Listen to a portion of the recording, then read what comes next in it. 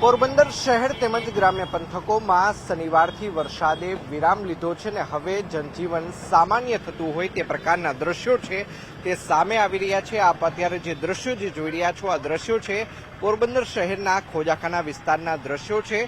ખાસ કરીને વાત કરવામાં તો જે પ્રમાણે ગુરુવાર અને શુક્રવારના રોજ ભારેથી અતિભારે વરસાદ વરસ્યો હતો। 600 mm થી પણ વધુ વરસાદ છે તે પોરબંદર શહેરની અંદર નોંધાયો છે। તેના કારણે અનેક વિસ્તારોમાં લોકોના ઘરોમાં પાણી છે તે ફરી વળ્યા હતા।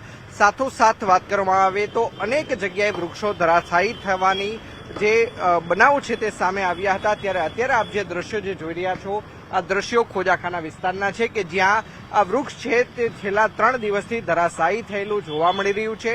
જોકે નગરપાલિકા દ્વારા આ ધરાશાયી થયેલા વૃક્ષને અહીંથી હટાવવાની તસદી સુદ્ધા લેવામાં નથી આવી રહી।